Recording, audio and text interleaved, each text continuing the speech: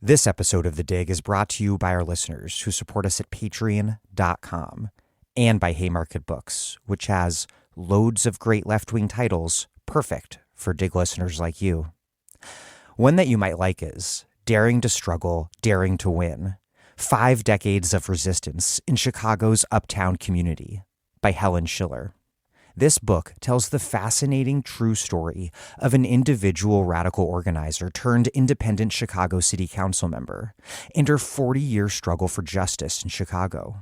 Rosanna Rodriguez Sanchez, alderwoman for Chicago's 33rd Ward, says that, quote, Helen Schiller's work inside and out of the Chicago City Council is a model for all those seeking to make real change in the world.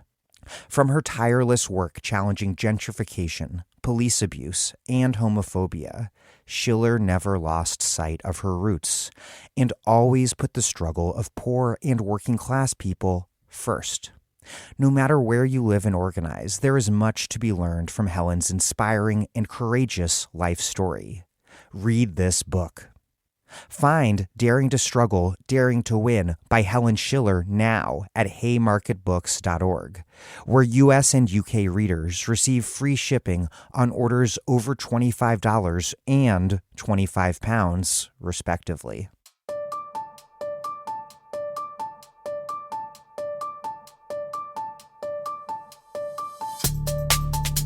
Welcome to The Dig, a podcast from Jacobin Magazine. My name is Daniel Denver, and I'm broadcasting from Providence, Rhode Island. This is the 5th and final episode of what started out as a 4-part series and then became a 5-part series on the history of modern Iran with Eskandar Sadeghi-Boroujerdi and Golnar Nikpour. We begin this 5th and final episode in 1997 with reformist cleric Mohammad Khatami's surprise landslide election to the presidency. The reformists called for the liberalization of Iranian politics. By and large, they were one-time insiders, former members of the Khomeiniist left who had been on the militant edge of the Islamic Revolution. The very people who had taken radical actions like seizing the American embassy. But by the late 1990s, they had become liberals who sought conciliation and gradual reform of the regime, and they had dropped their more left-wing demands for economic justice. Hardliners responded with repression, including a series of extrajudicial killings of prominent intellectuals. Meanwhile, the Bush administration, embarking on its global war on terror, frustrated Khatami's geopolitical ambitions for peace by labeling Iran part of the axis of evil. The middle class became disaffected with reform because the political opening was blocked. The working class because economic justice wasn't even on the table. The result was the 2005 election of Mahmoud Ahmadinejad, a right-wing hardliner who, unlike other leaders, had not played a high-profile role in either the Islamic Revolution or early Islamic Republic. The son of rural migrants, Ahmadinejad was able to achieve a degree of social mobility as he steadily climbed the rungs of the Islamist state. Despite his powerful backers, he positioned himself as an outsider who reveled in challenging the United States and its allies on the world stage. With Bush and Ahmadinejad in charge, the U.S.-Iran relationship headed toward a deeper crisis.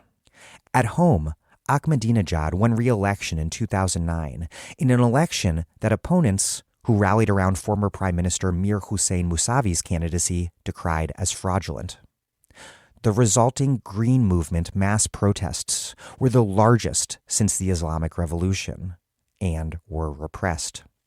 Ahmadinejad had served Supreme Leader Khamenei's interests by putting an end to Khatami's reformist experiment. But the nuclear conflict and American-led sanctions had also led Iran into dire economic straits. And so then, in 2013, Hassan Rouhani took office with the mission of normalizing Iran's place in the geopolitical arena and righting the economy.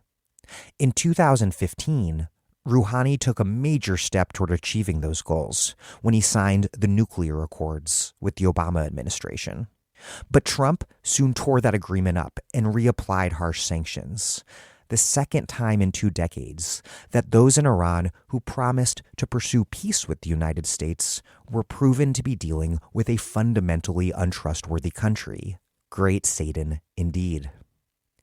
In 2019, mass protests, heavily working class, erupted only to be brutally repressed. The possibility and plausibility of reformism was coming to an end. In 2021, right-wing candidate Ebrahim Raisi was elected president after the Guardian Council disqualified not only every reformist candidate, but also very moderate establishment ones. The election signaled the end of the reformist promise of changing the Islamic Republic from within, laying the groundwork for the mass protests that broke out this September after Zhina Mahsa Amini, a young Kurdish Iranian woman, died in the custody of morality police.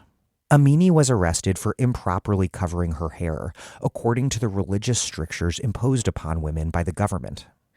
The result, happening right now, is the third in a series of mass protest movements that have periodically broken out since 2009. Protests that, in some ways, echo those that powered the Islamic Revolution in 1979. But this time, instead of chanting "Death to the Shah," protesters are burning their hijabs and chanting "Death to the Dictator" and "Women, Life, Freedom." And, unlike past protest movements, they are overwhelmingly and clearly calling for a total end to clerical rule. This series has been quite a ride, and unlike anything we've ever done at The Dig, which is really saying something given how in-depth we always go into everything. But I thought that given the present crisis in Iran, it was necessary to go even deeper, particularly because, through the lens of Iran, one can explore so much about the entirety of world history, from communist internationalism and third worldist nationalism to U.S.-backed coups and the rise of Islamism as the principal challenge to U.S. empire in the Middle East. I really do hope to do more series like this now and again in the future. What makes this series possible, what makes The Dig possible, is listeners like you supporting the podcast at patreon.com/thedig. Why do we need your money? Well, your contributions allow me to do this podcast full-time and to pay everyone who works on the show.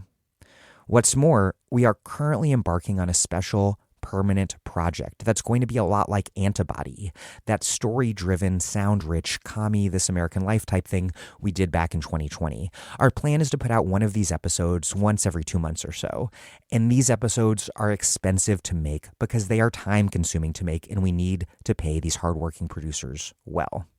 But there is more to this deal. Not only are you making a contribution that allows us to put out all of our episodes free, without a paywall, so that everyone, regardless of their ability to pay, can listen.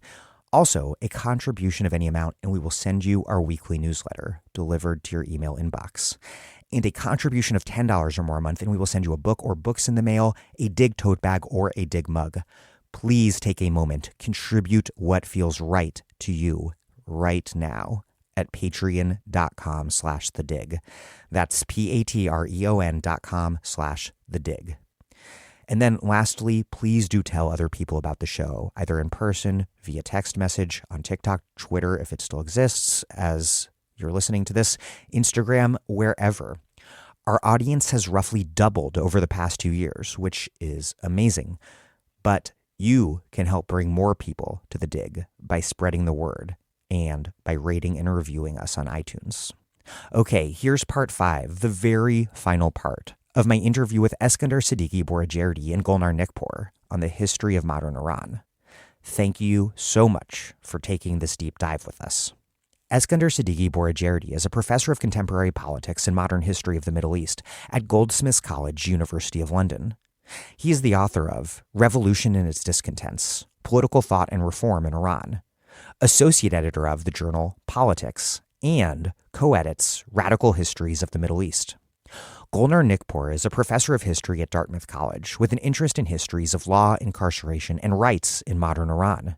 She is currently finishing her first book project, A History of Iranian Prisons and Carcerality in a Global Context, is on the editorial collective for the journal Radical History Review, and co-edits Radical Histories of the Middle East.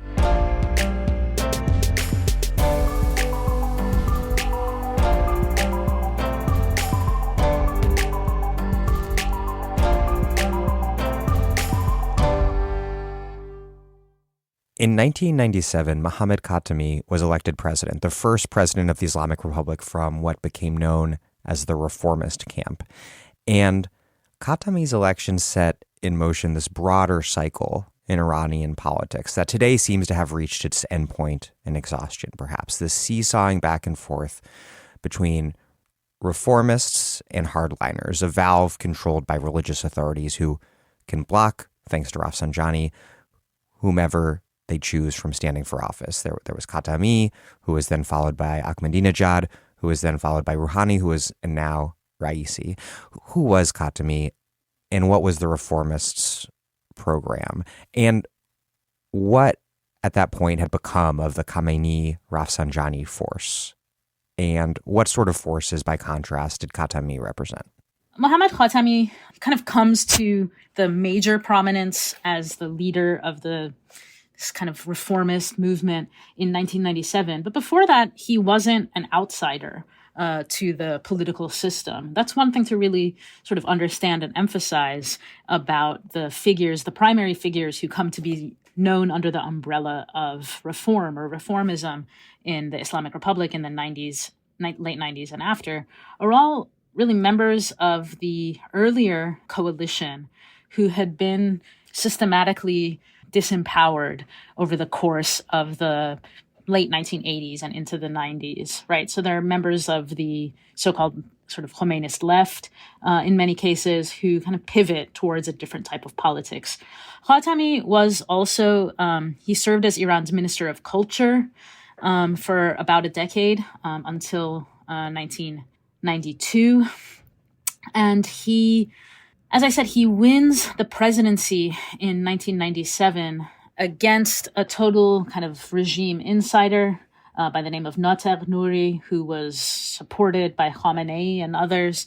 He really imagines himself from the time that before the election is already starting to act as though he is president. He's meeting with other foreign leaders and so forth.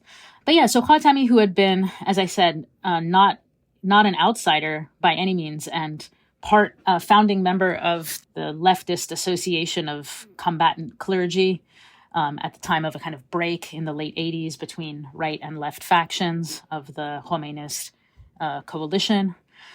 He starts to run essentially a campaign against the status quo. He actually brings together a lot of different forces. So for the first time, we have a presidential election where a candidate, Khatami, is specifically campaigning among Iran's ethnic minorities, among students, among women, who are really seen as the bedrock of his coalition. But I also want to emphasize that he winds up winning with an enormous majority, much, much bigger than anyone could have expected. So it's not just that he wins, but that he wins big against, as I said, Ali Akbar Nater Nouri, who is Khamenei's preferred candidate. He campaigns and wins the votes not only of these people who have been historically marginalized in the Islamic Republic, but also among even some members, large swaths of the population who had historically been part of the Islamic Republic's core constituency, who had grown frustrated and tired with what they saw as an increasingly corrupt, increasingly unaccountable, increasingly sort of authoritarian government. So, he appeals to older members of the, as I said, the revolutionary coalition, including large numbers of Iraq war veterans. When he winds up winning the vote with about, if I remember the numbers right, something close to 70% of the vote with a record turnout, the coalition is clearly much, much bigger than just students and ethnic, like the kind of the more marginalized factions of the electorate. Clearly wins even among war veterans. There's some evidence that even among sort of reform or left-leaning religious folks.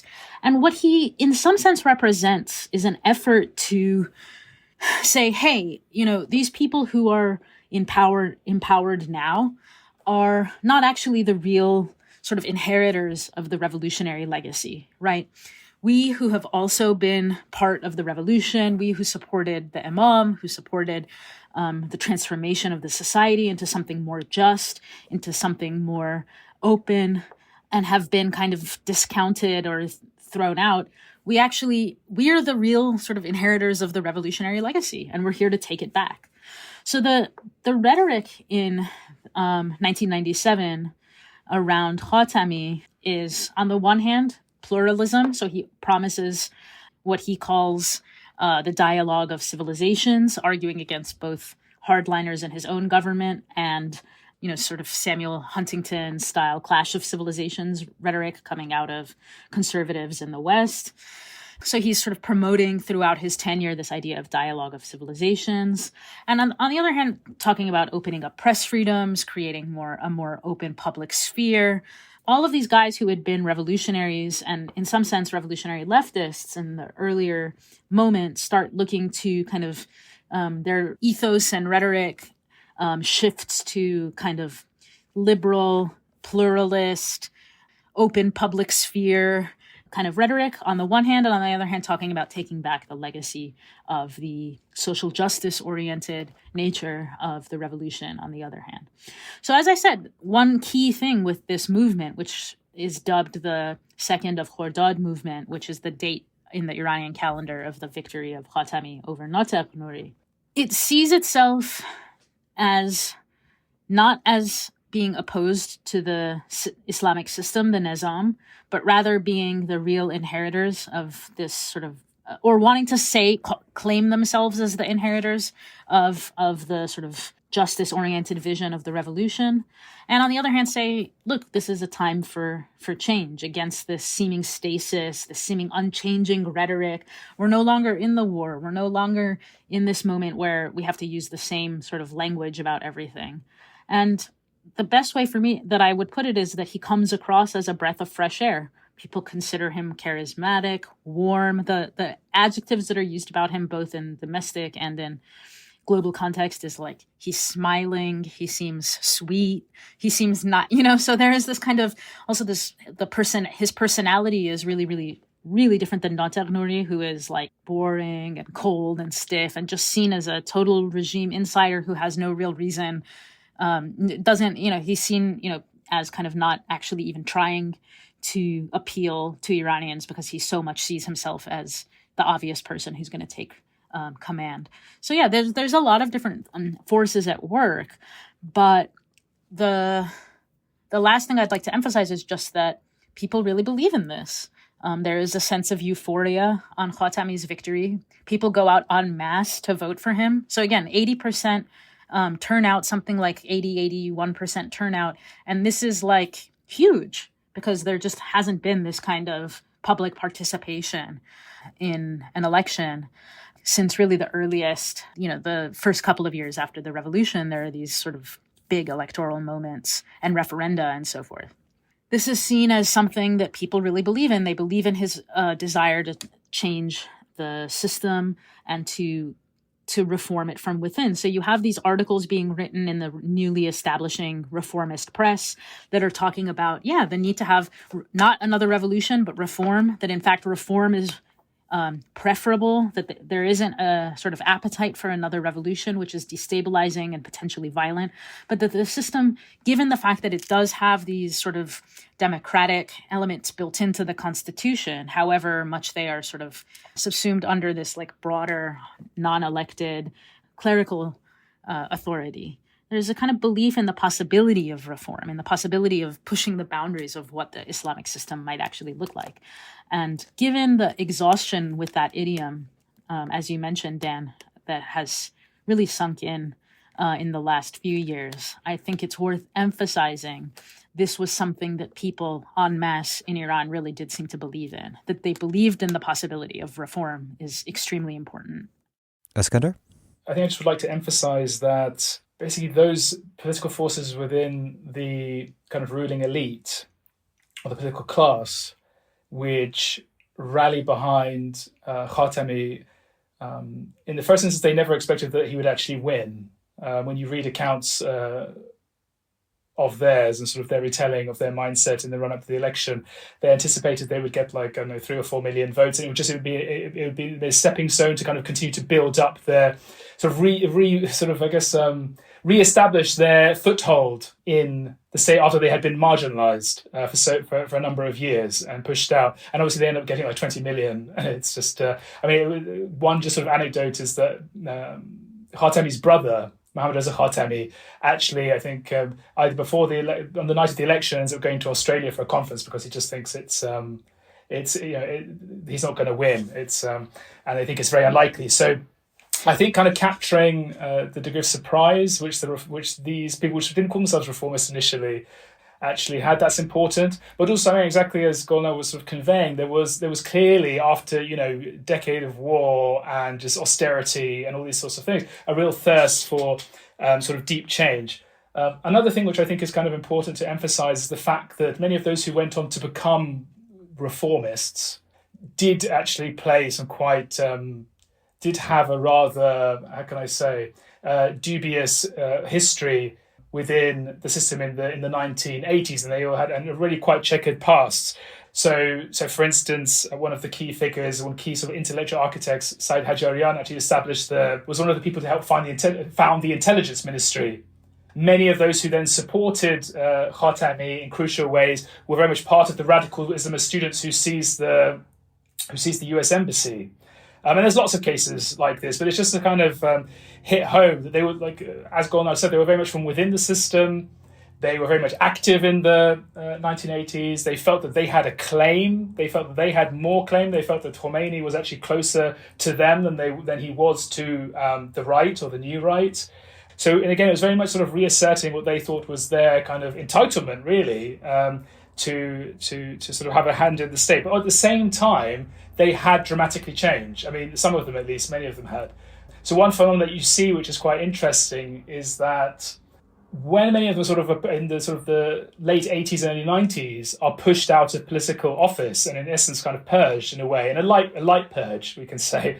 Many of them then go to university. Many of them go to the University of Tehran. Many of them start actually pursuing kind of PhDs in political science, and start sort of familiarizing themselves with, very much of the time, the language, sort of the literature around civil society. Start reading Anthony Giddens, start reading all this sort of literature on the third wave of democratization, and so on and so forth. And this does actually have an influence on their thinking. And this doesn't mean that, all of this doesn't mean that necessarily Khatami was on the same. It doesn't mean that this reformist coalition had sort of an identical conception of what they wanted to do or how they wanted to use this moment. But I do think it is important to understand that there was a genuine transformation within the political class. I mean, this section of this faction of the political class.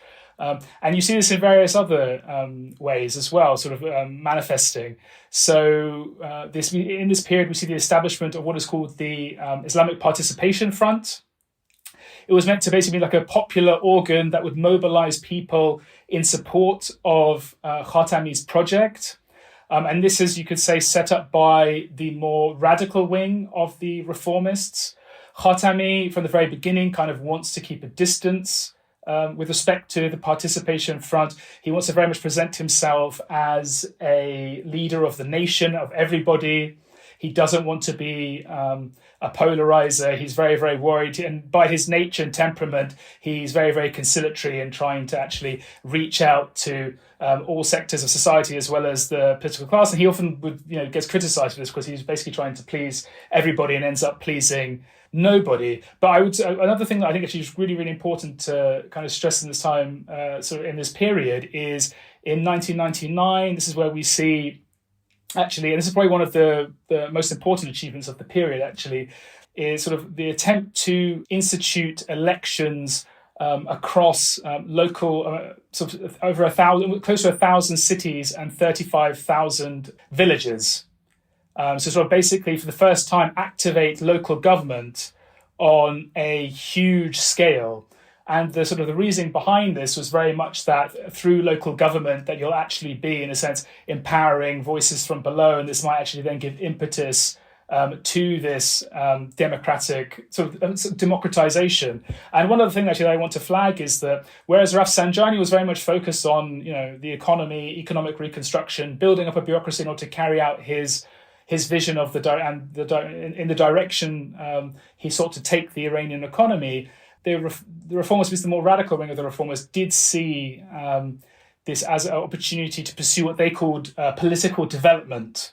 And basically it was a euphemism for sort of a highly controlled, managed form of sort of democratization, where they would still nevertheless have a large degree of control in the direction that it took and who could participate and under what circumstances and so on and so forth. But this was not this was actually a huge undertaking. It was very much kind of advanced by, committed, I would say, individuals who were very much had a standing within the system and had very much been devotees of Ayatollah Khomeini, but had significantly changed. And many of them are now dissidents, or some of them are actually in exile.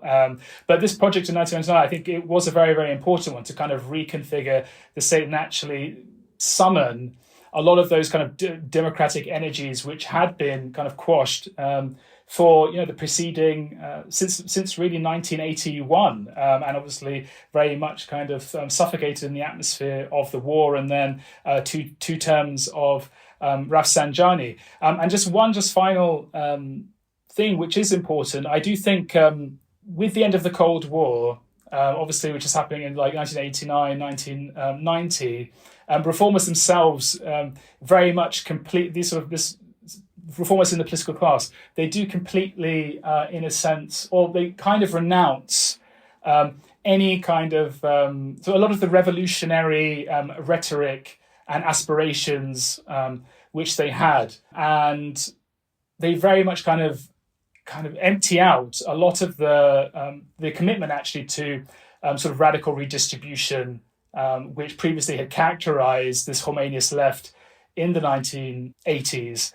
And increasingly, under the influence of what was known as kind of the Kion Circle, or this sort of trend of religious intellectuals within Iran, who were very much like ardent readers of Karl Popper and Friedrich Hayek and Raymond Aron and Isaiah Berlin, and really had imbibed a kind of a certain kind of a brand of Cold War liberalism in this period. Actually became profoundly anti-left and anti-socialist and anti-government often, and actually really did sort of buy into there is no sort of the rhetoric and sort of the imaginary of this. There is no alternative. It was the end of history. Yeah, the end of history. And so this is why actually many of them become very staunch advocates. Not all, I don't want to generalize, but many of them became very staunch advocates of kind of some kind of détente with the United States. So actually, Abbas Abdi, who was one of the hostage takers, radical some students and hostage takers in 1979, he famously did a poll in this period where he kind of polled what proportion of Iranians wanted to reestablish relations with the United States or have negotiations and détente with the United States, and actually showed that a majority of Iranians did want this. And this then earned him basically a prison term. But the irony is, this was somebody who was literally involved in the takeover of the US embassy, was now very much had a very different kind of politics, who was very much, you could say, increasingly moving to the right in terms of economic policy, as well as actually some kind of reconciliation with the United States. So we do really just see this deep-seated kind of change in the political imaginary of these Khomeinist leftists, which I think is, it's important to kind of understand. And also, it's also important to understand for the kind of the limit, what were the limits of the reformist project and ultimately why it became unstuck. Yeah, I think that's very important to understand from outside Iran, particularly from the United States, because I think what really gets conveyed is just the project of political liberalization of people like Khatami, and not the more neoliberal economic project that's related to. In 2005, Mahmoud Ahmadinejad won the presidency, defeating, of all people, Rafsanjani. What was going on at this moment? Had Rafsanjani at this point somehow come to represent reformism in some sense? And either way, what had happened to that reformist moment that had brought Khatami and his allies such overwhelming electoral support in this moment of really widespread popular optimism? And then, by contrast, what forces did Ahmadinejad represent? Because externally, he was portrayed alternately as a clownish buffoon or as a monstrously anti-Semitic, anti-Israel menace. But Ahmadinejad was not just simply a hardliner in terms of being pro-clerical establishment. He was also really an economic populist. What was going on in this moment?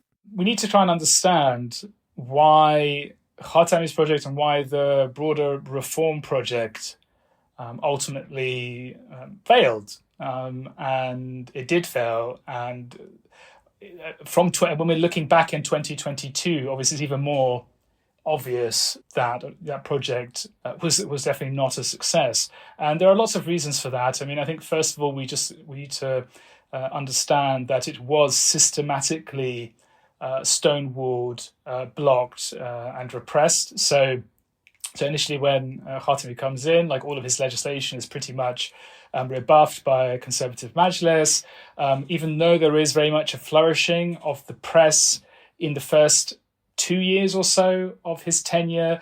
And it really was actually a flourishing, and there was a lot of interesting independent and investigative journalism and a lot of pushing of the boundaries there. And it was actually very much called a sort of spring of the press in this period. And there was also very much a strong advocacy by people in the reform movement and the minister of culture of the time that strengthening the fourth estate was essential to buffeting kind of Khatami's project and making it more resilient and sort of acting as a defender, because obviously there was already a conservative media sphere epitomized in the newspaper Kayhan, which pretty much would always take the most the hardest line, and very much was aligned with whatever the line happened to be of the supreme leader, so Ayatollah Khamenei in this period. But quite early on, there's a series of crises. So in 1999, there is the closure of a newspaper called Salam, which is very much the newspaper of the Khomeinist left. Its editor was none other than Hojjatul Islam Musavi Khomeini, the same gentleman, the same cleric who was the mentor of the Islamist students who took over the US embassy. He was now basically the editor of one of the most important reformist newspapers in the country. And this basically sparks a series of student protests in 1999, which are brutally repressed. So that was sort of one major kind of flashpoint. But there, really what we're seeing in this period is the non-accountable, non-electorally sort of accountable organs of the state. So in particular, the Ministry of Intelligence, the judiciary, the prosecutor's office, and so on, basically going after anyone who was, in a sense, low-hanging fruit and somehow affiliated or attached to the reformist project. I think this is super important. It's also in this period that we see very much the active presence of what is called the Special Court for Clergy. So a lot of people just think that the clergy was just as a cohesive bloc and they were just all sort of ruling together. This wasn't the case. It's also in this period that we see a number of prominent reformists. So one comes to mind was Abdullah Nouri, who was being proposed for various different ministerial portfolios. He was put on trial by this Special Court for Clergy. Mohsen Kadiva, another sort of well-known dissident, basically lots of dissident clerics were being disciplined through the mechanism of this Special Court for Clergy. And then similarly, we see in 2000 that with the sixth Majlis, the sixth Parliament, a very strong showing of the reformists, actually. So the reformists wasn't dead in 1999. It had been pushed back, rebuffed. There were significant closures of the press pursued by the prosecutor's office. But in 2000, there was actually a significant showing of the reformists in the sixth Parliament, who very much then, especially the more critical voices, sought to push for, in some sense, even a new sort of constitutional settlement. But yeah, it was very much put to bed and resisted, and actually, and just wasn't successful ultimately. Similarly, we see Khatami propose what was called the twin bills, which are very, very important. So one of the bills was that to really sort of give the president sort of greater power in the context of the overall sort of institutional configuration of the state, so that he could carry out his agenda in a more decisive way. And another one was actually to restrict the Guardian Council's ability to disqualify candidates, which obviously the irony is this was to be sent to the Guardian Council, and there was very much an impasse, and this was something which obviously was not going to be approved. And really what we see in the early 2000s is Khatami having to withdraw this in abject kind of humiliation. And it's sort of, in a sense, the last nail in the coffin. And I mean, and in addition to this, I mean, we have to remember that it's also in this period that we see what was called the chain murders. So we see the intelligence ministry basically extrajudicially executing and murdering a number of very prominent intellectuals as well. And this also sets the Khatami administration into crisis. And actually, it's actually prominent people who are close to Khatami who leak that the elements within the Ministry of Intelligence were involved. And similarly, because of this, sort of, you could say the key reformist theoretician, Said Hajarian, there's a sort of an assassination attempt against him. And he is shot, but he is not killed, but he is basically permanently paralyzed as a result. So there was violence, even, and this is the same person I said who helped establish the intelligence ministry in the 1980s. So this is actually, it's not just a matter of just push and pull. There is actual, violence is being unleashed against prominent figures within the reform movement, against the students, obviously, who protested in 1999. And we really just see on all fronts, all cylinders, really, the conservative, the establishment and the deep state, you could say, pushing back against this agenda. And just to go back to 1999 and the student protests, actually, this is sort of also the first time that we see the Revolutionary Guard basically come out and announce that they will intervene unless Khatami does something, takes decisive action. And some of the signatories there are people like Ghalibaf and Qasim Soleimani and some of these big names who will become kind of important later on. So, it's basically systematically kind of strangled the project. And this obviously creates a massive gap in expectations amongst Iranians who had voted for Khatami very enthusiastically twice over and were hoping that somehow this structural deadlock in the reform of the Islamic Republic might be overcome.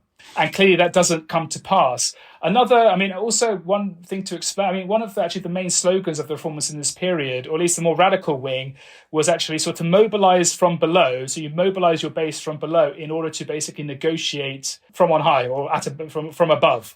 So you mobilize and bring pressure from below and then you negotiate on high. And I guess one of the fundamental kind of deficiencies of the reformist strategy is that they really didn't, the way they actually sought to mobilize people was very much in the confines of what I outlined of this participation front, which still was defined by this kind of insider-outsider dynamic where really sort of only insiders within the political class could hold the reins. It really kind of always struggled to trust and reach out to not only sort of minorities and the women's movement, but organized labor in any meaningful sense.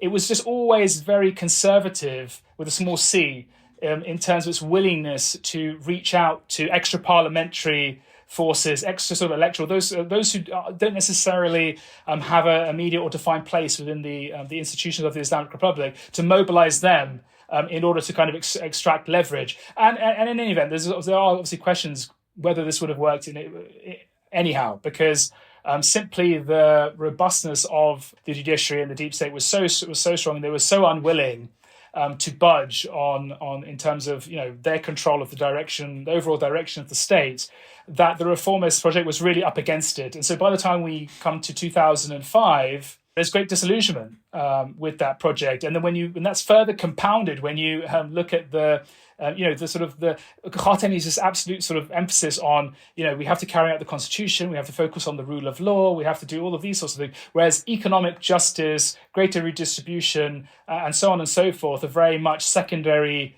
considerations. So in a sense, not only is many of the middle classes who voted for Khatami in 1997 and 2001 kind of alienated with the project, but many sort of working people similarly also don't know where they fit in with this project and don't see what it's actually doing for them. Golnar? Yeah, so that's the context in which Mahmoud Ahmadinejad wins the presidency in 2005. And he wins against our old friend, Ali Akbar Rafsanjani, who really represents insider, right? So to kind of put in perspective the type of figure Ahmadinejad is, and to explain his really unlikely rise to international prominence, which in some sense is actually even more unlikely than Khatami's victory, I think we need to know a little bit about who he is as a person. So listeners will probably have noticed that a lot of the people we've talked about in the aftermath of 1979, maybe if not all of them, then certainly most of them have been members of the ulama, they're clerics. Ahmadinejad is not. Many of the reformist figures, the most important reformist figures, were earlier members of the state elite or of the Khomeinist sort of insiders of the revolutionary groups that came out of the 1979 movement. And Ahmadinejad is not. He's not a person who was an important figure in 1979 or through the 1980s.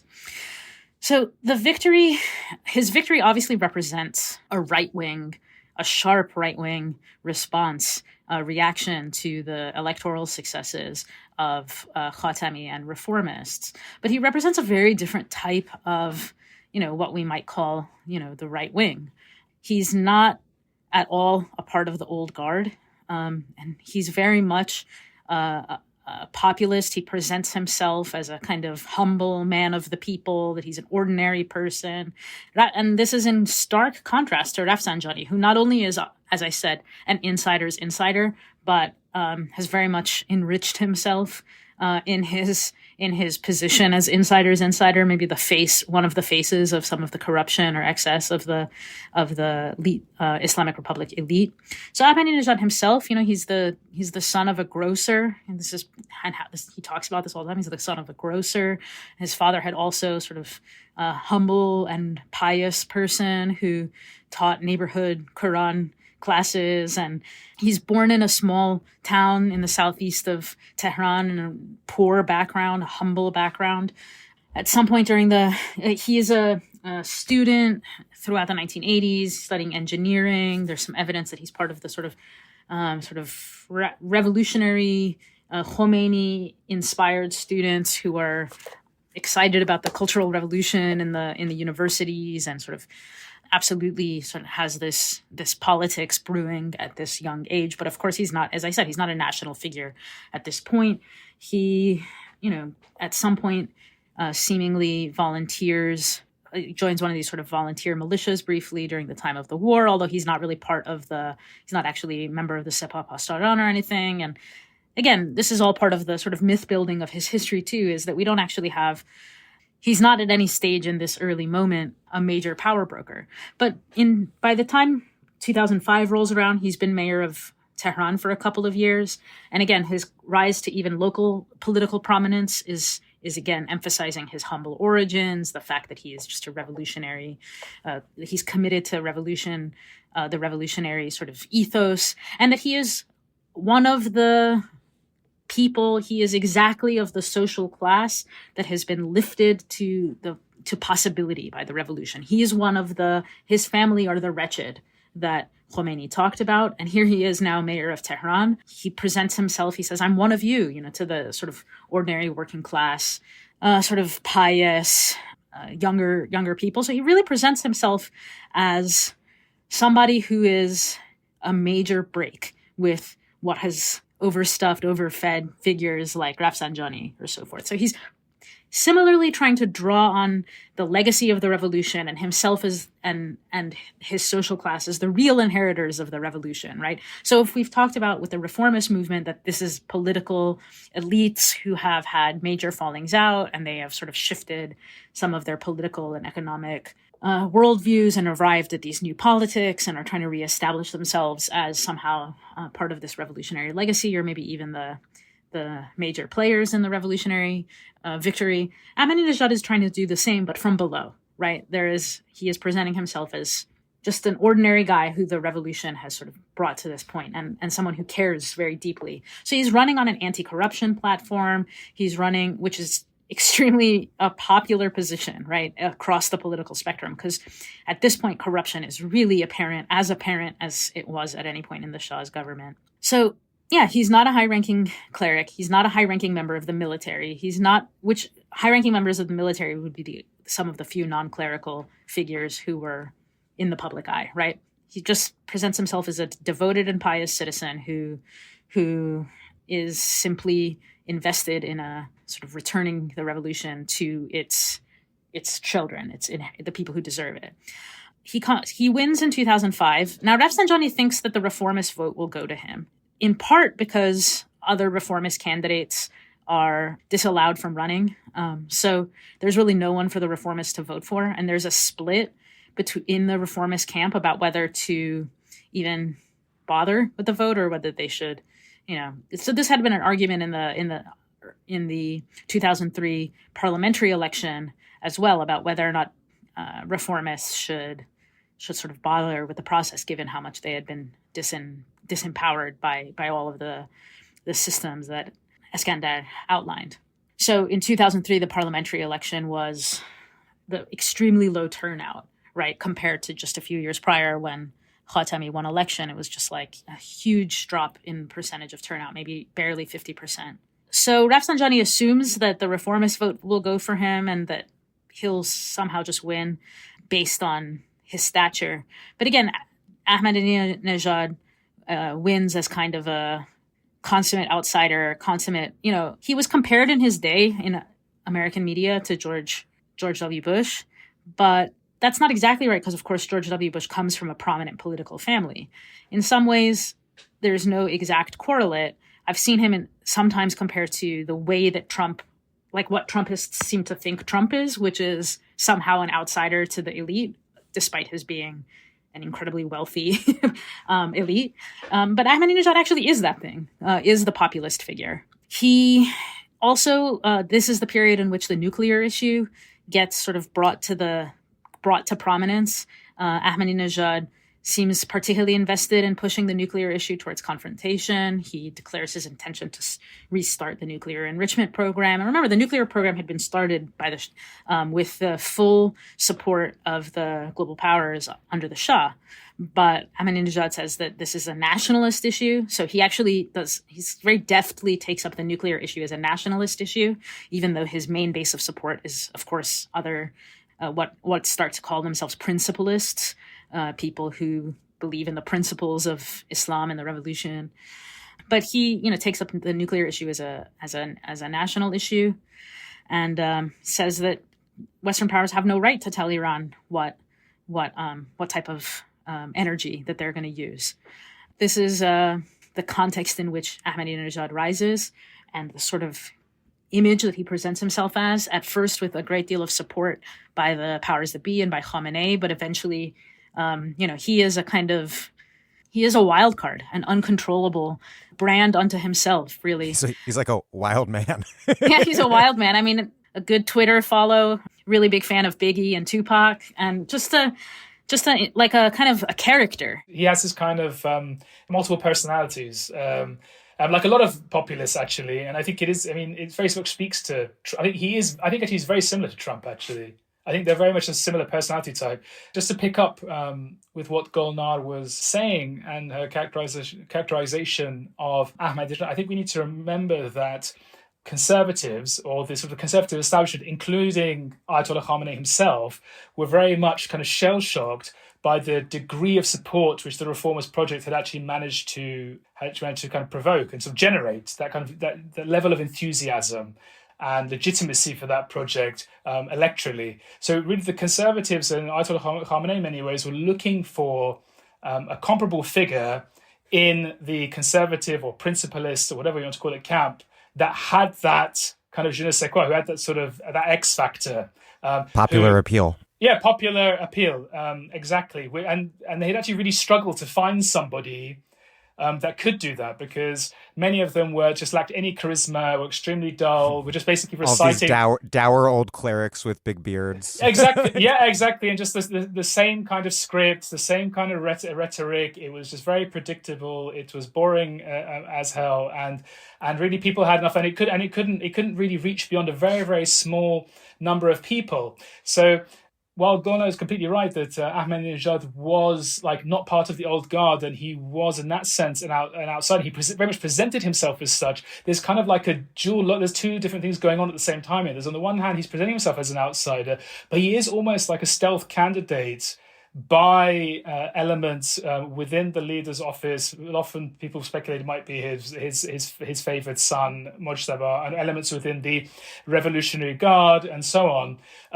to really galvanize and to fashion actually a popular bloc, but to advance obviously the right's interests in this context. And he constantly does this kind of populist kind of bait and switch. So on the one hand, obviously very kind of harsh anti-Israeli rhetoric, the sort of bizarre incendiary comments around the Holocaust, which only appeal to a very kind of maybe a small fringe elements. He obviously also very much kind of spoke up kind of lay Shi'i millenarianism which again also has this dual kind of identity insofar as it's very much, it suggests a religious fervor, but it also, by all constantly kind of talking about his personal relationship to the hidden imam, he's in many ways kind of circumventing the clergy. So increasing this kind of like anti-establishment rhetoric that he's using, which initially was kind of rehearsed and to some extent maybe disingenuous, and obviously did speak to his maybe his class background and the fact that he benefited from the mobility of the Islamic Republic. Increasingly starts to target the clerical establishment itself. But also, just one more thing, I just really do think we have to stress actually. Ahmadinejad enjoyed more oil revenues than pretty much than any administration, I think, by all previous administrations following the revolution combined. So I think as much as $800 billion worth of oil revenues flooded into Iran between 2005 and 2013.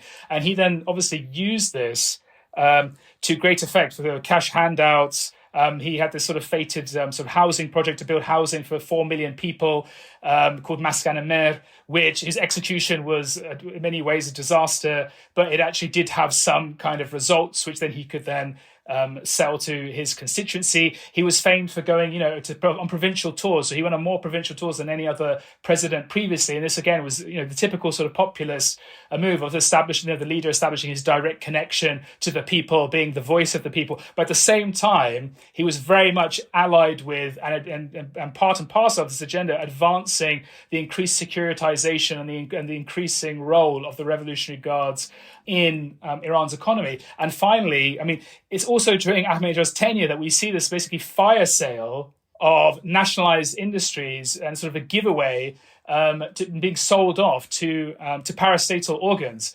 So everything from pension funds through to various kind of parastatal organs such as the revolutionary foundations, which also have a very significant role in the Islamic Republic and the economy in Iran, and really aren't accountable in any way, shape, and form. As well as obviously the kind of the corporate wing of the Revolutionary Guard. So construction projects, involvement in the oil industry, often which they would then subcontract to other sort of private companies.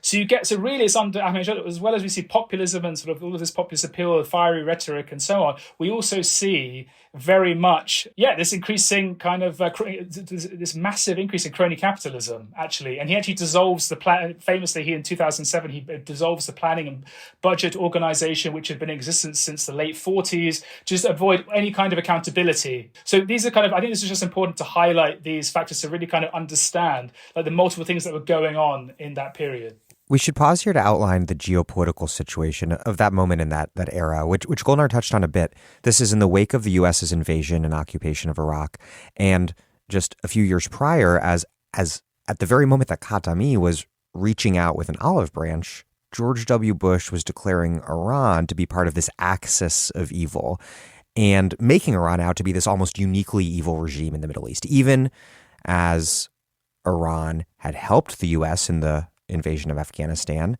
and even as the U.S.'s principal allies in the region, of course, Saudi Arabia and Israel, were and are obviously absolutely ghoulish regimes. What was the U.S. posture toward Iran, and how did it develop under Khatami and then Ahmadinejad? And more generally, how did these years, the heyday of the war on terror, and more specifically, of course, very consequentially, the invasion of Iraq, but Afghanistan also, literally the U.S. invading and occupying the two countries on Iran's borders, areas that Persia and Iran have been at war over the centuries. How did that all play out, especially as the nuclear question became ever more central to the conflict with the U.S.? There's so many moving pieces there. Wow. Yeah, there's a lot to unpack in that question, and you're absolutely right to point to the broader geopolitical context of this era. Now, Khatami, had actually scored some victories with in terms of extending a kind of olive branch to Europe. As we've kind of outlined, there was some effort made to, one of the things that he comes to power promising is, this dialogue of civilizations and this opening, right? This possibility for opening. There's some hope in the post 9/11 moment. There's For instance, there are these very publicized images of Iranians having vigils for those who were killed in 9/11 and so forth. And this kind of possibility of a new image or imaginary regarding Iran in the Khatami era. Now, Khatami and his sort of foreign policy people, his coalition, thought that there was a possibility for a kind of rapprochement with the U.S.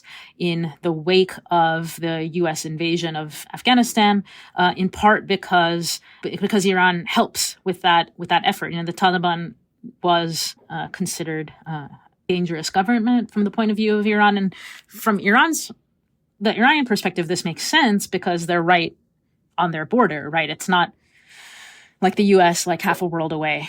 And the Taliban have been oppressing Hazaras, who are Shias, who Iran kind of considers themselves to have a duty to protect in Afghanistan. That's right. So they're joining this coalition against the Taliban in Afghanistan, and the reformists, who need a win at this point, after all of this sort of stymieing of their platforms, of all of these sort of the student protests getting crushed, of all of this frustration and sort of disenfranchisement from their core supporters who are feeling like they're not really carrying out any of their promises. So, this is 2001, 2002, and so they're thinking maybe, just maybe, there will be some kind of opening with the U.S. And they're actually talking to important folks in the U.S. State Department. And this is when Bush drops his famous Axis of Evil speech in 2002. It's in the 2002 State of the Union. And he puts Iran alongside Iraq and North Korea in this so-called Axis of Evil. And this comes as a total shock to the reformists who they don't have a sense that this is about to happen, that this speech is about to happen. They had been thinking that things were getting kind of closer to some kind of conversation. And it actually even surprises some senior members of some veterans in the U.S. State Department who had been part of this kind of these channels of working with the Islamic Republic, the Khatami government, and their coalition against the Taliban. So this is kind of a surprise to people in both governments that Bush takes this posture. And we have really the kind of neocon machine to thank for this, the people close to Bush, the neocons close to Bush, who very much had Iran in their sights. They're like, we're going to sink our teeth into Iraq, and then Iran is next. So this is very much the neocon imaginary and the neocon project of what is at this point starting to be dubbed regime change, the idea that we're going to simply wipe off the map these governments that we don't like. And this is in some ways a kind of, not a final nail in the coffin of Khatami, then certainly it sets back the reformist project as well, because the sort of so-called hardliners, the right-wingers can say, hey, look, you just can't trust, look, this is what the U.S. will do. So at these moments where it seems like there's this opening, and we have another one with the nuclear deal that the Obama administration reaches with Iran and that Trump just sort of unilaterally throws out the window. These moments of, that one's a bigger breakthrough, but these moments of potential opening or breakthrough are then, their sort of immediate reason for failure is U.S. intransigence, hardline members of the U.S. administration, absolutely sort of even sometimes surprising to the surprise of others in the government. And then hardliners in Iran can say, look, we don't call him the great Satan for nothing. Look. No, exactly. This is obviously, these moves are not supported by the right wingers in the Iranian government either. But this gives them an easy excuse to say, hey, look, this is what happens when you trust the United States. So that Axis of Evil speech is actually quite devastating to the possibility of moving forward in a new direction. And then in the aftermath of Khatami losing, the reformist movement losing momentum and being repressed, and then not being able to put up its preferred candidates, and Ahmadinejad coming to government, then a new sort of set of relationships emerges in that context, and that's the context in which the nuclear issue starts to become important.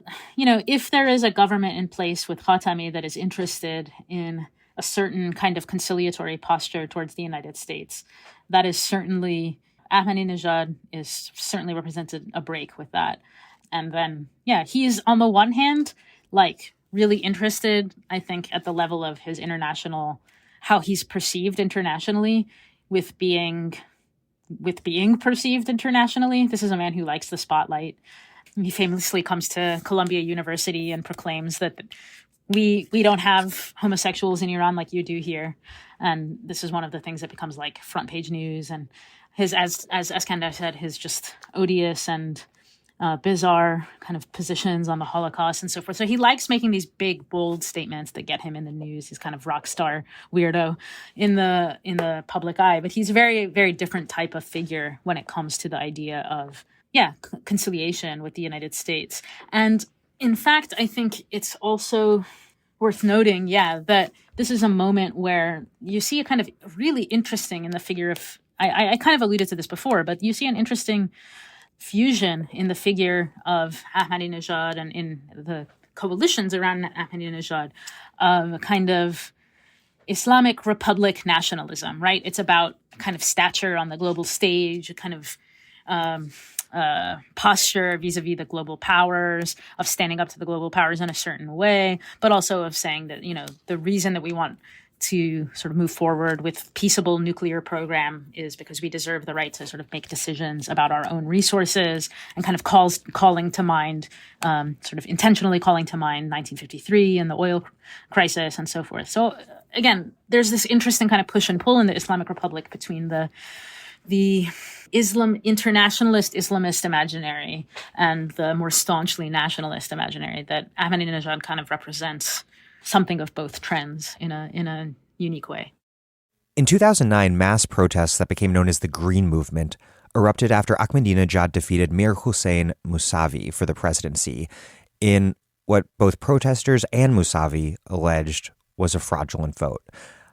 Like Rafsanjani, though, Mousavi seems like an odd fit for the reformist lane, given that he served as prime minister throughout much of the 1980s. But why did this mass movement erupt when it did? And what is, in retrospect, the significance of that movement and its repression, and also the election that prompted it all, in the broader sweep of Iranian history?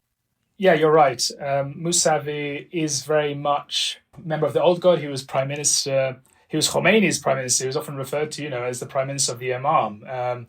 He was, a key leader in the course of the Iran-Iraq war, and for many, he kind of summoned up memories of that really quite difficult and dark period. But at the same time, he was seen as someone committed to issues of still social justice. So, he was seen actually as something of a relic in many ways. And while he was very much dismayed of the trajectory of the Islamic Republic under Ahmadinejad, and I think actually it is very important to realize that a significant swath of the political class was dismayed, was just aghast at this period and what they saw Ahmadinejad as doing. And they just saw him actually opening the doors to corruption, securitization, the gradual erosion of the role of sort of Republican or democratic elected popular institutions in the Islamic Republic, complete contempt for the rule of law, and so on and so forth. So they all thought of it as very much a deviation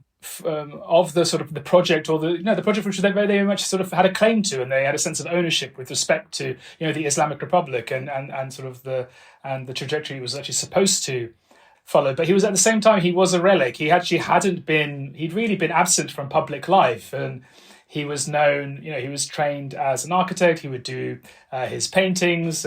His wife and partner, Zahra Rahnavad, was also an accomplished kind of academic in her own right, and very much often seen as one of the sort of exemplary figures of Islamic feminism. Anyway, he'd largely been absent from the scene, but as I said, a huge part of the political class was profoundly kind of dismayed and really thought that a challenge was absolutely necessary in order to kind of set it back on the right track.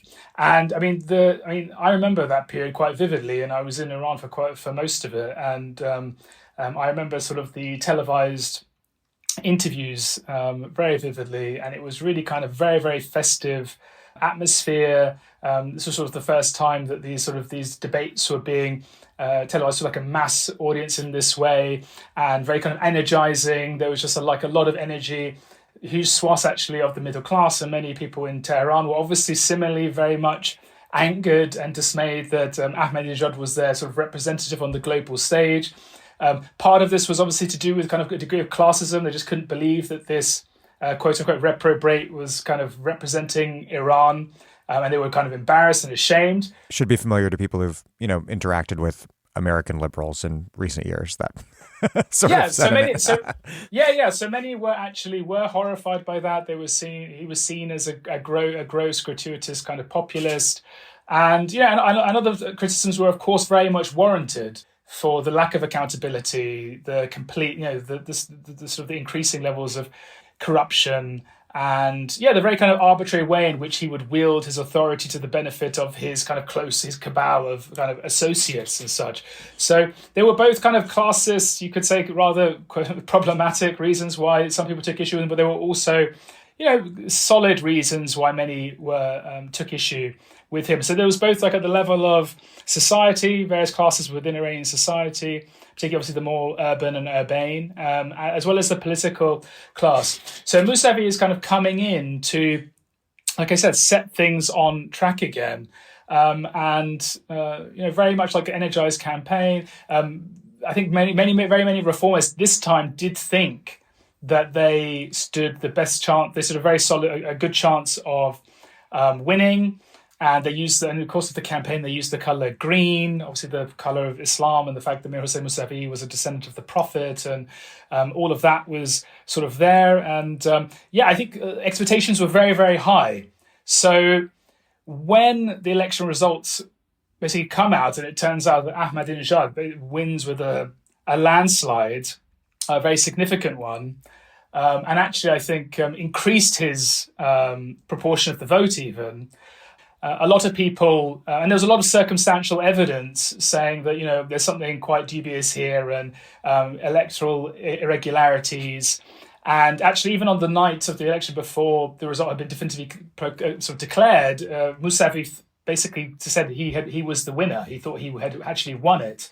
But as sort of the Ministry of Interior starts releasing the results, and as it sort of becomes clearer and clearer, that Ahmadinejad very much decisively won. And this basically sparked, you could say, probably one of the biggest challenges to the Islamic Republic since the revolution. A huge sort of mobilization, people sort of demanding for a recount, demanding, and one of the key slogans was, "Where is my vote?" And very much sort of a demand on the establishment to basically investigate in a fair and impartial manner, do a complete recount. And I guess many were hoping that the result would lead to a Mousavi victory.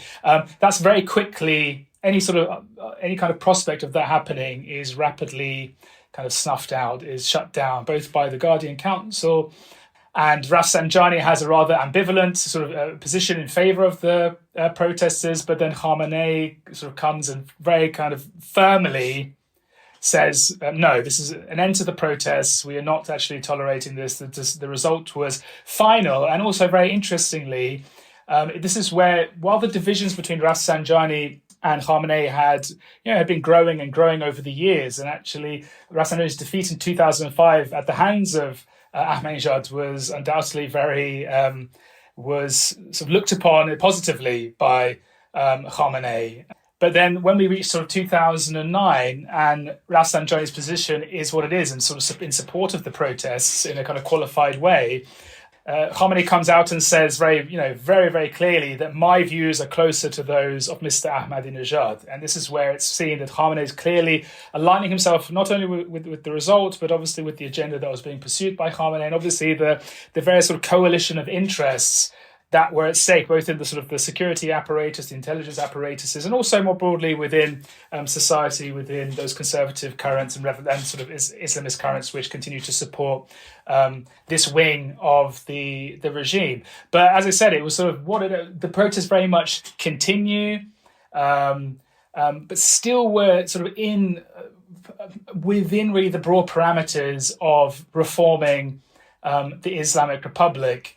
And then really, as time sort of carries on, the demands become more and more radical.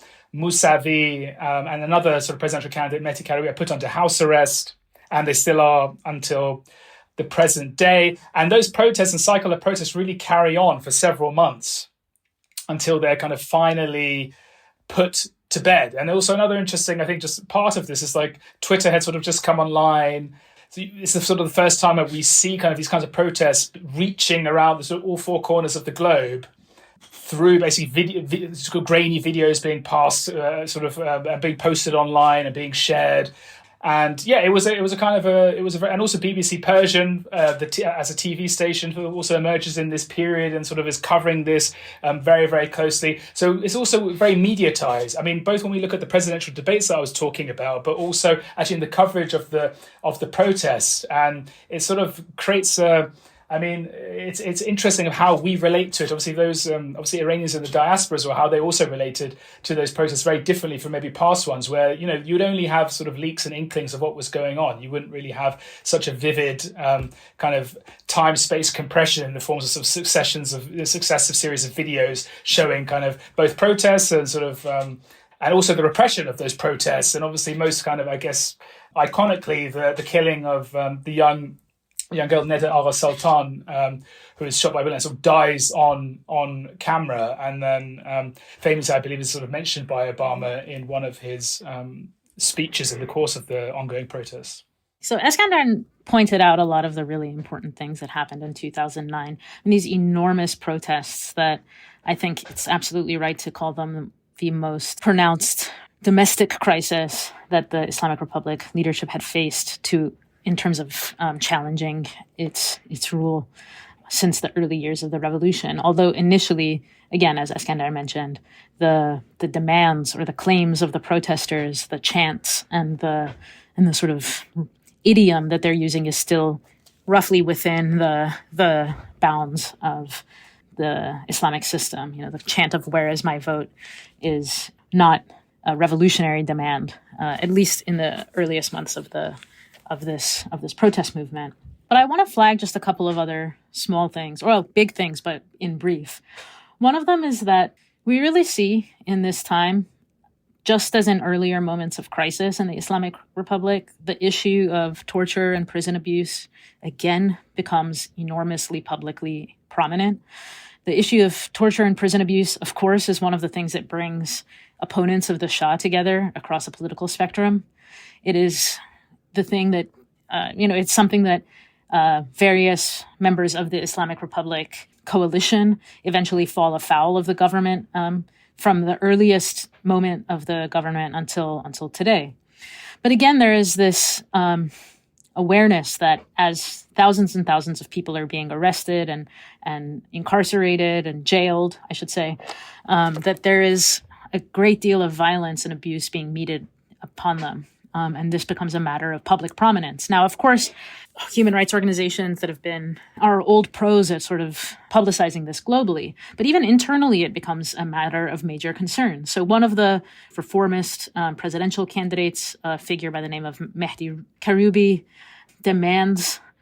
publicly demands that the members of the Islamic Republic leadership listen demands the opportunity to present evidence of systematic torture and rape at a, until then, relatively unknown jailing facility called Kahrizak. This becomes a huge public scandal in the country where members of the Islamic Republic elite are calling Karoubi's allegations baseless and that they're the work of hostile governments and all of the things that we are hearing again. But eventually the public pressure is such that Khamenei has to, he eventually he publicly announces that they're going to close the prison, that this prison, Kahrizak, and he calls it substandard. But it's being used again for protesters today. So some of the names that became kind of not only the names of individual reformists or protesters or dissidents, but the names of sort of carceral sites, the names of relatively unknown jailing facilities that become publicly prominent in this moment remain in the sort of public conversation today. So just as that sort of social media element is a kind of new factor, So are some of the efforts made to sort of clamp down on the information that's being circulated, including information about the systematic violence and abuse. I'm Naomi Klein. You're listening to The Dig, as well you should be, and you can support them on patreon.com. This episode of The Dig is brought to you by our listeners who support us at patreon.com and by Polity Press, which has loads of great titles perfect for Dig listeners like you. One that you might like is The Spirit of Digital Capitalism by Jenny Huberman. In this smart and thought-provoking new book, anthropologist Jenny Huberman interrogates the ideological transformations that have accompanied the emergence of digital capitalism. She examines how business gurus, entrepreneurs, and venture capitalists have co-opted the supposed values of digitization, while making claims about how digital technologies contribute to the common good, foster collaboration, and render life more convenient. Capitalists simultaneously turn these qualities into ways to extract value from consumers. Ultimately, Huberman argues, the spirit of digital capitalism is Janus-faced, promising in the same moment to liberate us and surveil us, enrich us, and yet render our lives more economically precarious. The Spirit of Digital Capitalism by Jenny Huberman. Learn more and pre-order at politybooks.com. In 2013, Rafsanjani ran again, but was disqualified, which is pretty remarkable given his stature in history, and also, as we mentioned earlier, very funny, because he was the one who did so much to give the Guardian Council that power in the first place. But anyhow, Rafsanjani's protege, Hassan Rouhani, did end up winning. What did Rafsanjani's disqualification and Rouhani's victory reflect about the state of Iranian politics after 2 decades of it swinging between so-called reformists and hardliners, a dynamic that's more complicated than it appears at first blush, as we've been discussing. But what did Rouhani's presidency mean for Iran and represent about it? Was Rouhani part of the Khatami tradition, or did he represent another current of Iranian politics entirely? So Rouhani is an interesting figure. He very much was in the Society of Combatant Clerics, which is sort of the right wing of the sort of Khomeinist sort of establishment, sort of clerical organizations. He was then subsequently, like you said, very close to Rafsanjani and what was referred to as the New Right. So yeah, he was a pragmatist. He was trained in law, but he really, from quite early on, was very much part of the security establishment. And I remember when he was elected in 2013, amongst a lot of the euphoria, I sort of wrote a piece where I was very sort of clear that one has to be kind of circumspect and have a proper appraisal, because he definitely did not come out of the reformist lineage, or committed to some kind of political development and deeper kind of democratization. It was very much going to be forms of reform managed from above and focusing largely on the economy and foreign policy. So as I said, he basically served in the Majlis Defense Committee, in the very influential committee in the 80s and so on. Then he basically became sort of the long-term secretary of the Supreme National Security Council. And so the nuclear file was predominantly under his kind of purview. So he was very much somebody who was concerned with both, as I said, economic reform, which often meant sort of privatization and sort of creating the conditions for a welcoming kind of environment for foreign investment, as well as security. So I think in 2013, when Rafsanjani is disqualified, I think this is obviously, again, just another chapter in the long divorce between Rafsanjani and Khamenei. So on the one, it's very much sort of sending again a signal to Khamenei, sending a signal to his former friend that your vision of the Islamic Republic and the direction which you wish to take is fundamentally at odds with mine. Rouhani was indeed close to Rafsanjani, but I don't think he was exclusively so, because if he was, he wouldn't have held this sort of very, very kind of important position, Supreme National Security Council, for so many years. He is and he was a trusted confidant of Khamenei as well. And he was just seen as a steady pair of hands, an establishment figure. But he was seen as sensible. I mean, a bit like, maybe the analogy doesn't entirely work, but a bit like a kind of a Biden, like a kind of a safe pair of hands, someone part of the establishment. You know him, you're not particularly enthralled by him, but he's, after basically Ahmadinejad, for instance, broke, and again, I'm using this in scare quotes here, broke the economy. Now we're going to give it back to somebody who's an adult in the room. Which then makes him appear to casual observers in the West like he is kind of a successor to Khatami, even though that's not true at all. Just by contrast to Ahmadinejad, he seems like relatively normal and like not erratic. Exactly. Yeah, exactly. He was basically sort of, I guess you could say, a return back to quote unquote normality. So one of his famous things in the course of when he was criticizing Ahmadinejad and particularly the nuclear diplomacy, and this carried a lot of weight in the broader political class as well, because he had such significant roles in the Supreme National Security Council, who says, yes, the centrifuges can spin, but as long as the economy is also kind of spinning. This was sort of what he was saying. He said you can't, this kind of brinkmanship and carelessness and recklessness in terms of your rhetoric, which is needlessly causing Iran's sort of nuclear file to be sent to the Security Council, and is basically creating a pretext whereby Iran's enemies could exploit this to impose kind of crippling sanctions. He said this is just reckless, and we need sort of adults in the room again. So in this respect, he was seen as sort of a return to, so as I said, to something approaching or approximating normality. And many people didn't think that he would actually win because of Ahmadinejad's sort of 2 terms and the fact that the 2009 election was so heavily contested. Many people kind of thought that the system would move further to the right, and that the person that he was running off against, Saeed Jalili, who was a very kind of very far right conservative figure, ultra conservative figure, would become the president. And that was actually ultimately proven to be incorrect. I mean, obviously, this then maybe subsequently happened with Raisi, but as we know as well, there were in this period, even before the election of Rouhani, there was this exploration of negotiations over the nuclear file in Oman.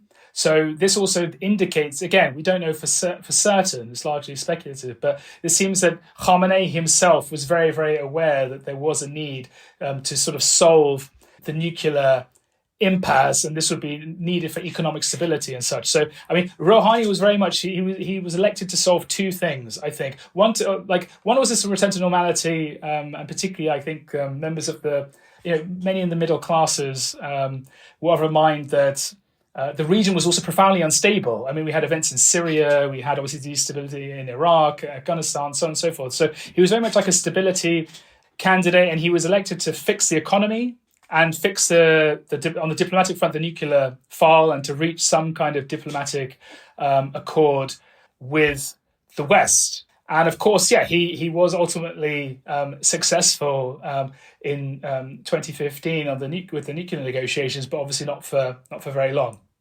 And we can't get into detail on this, but Eskandar mentioned events in Syria.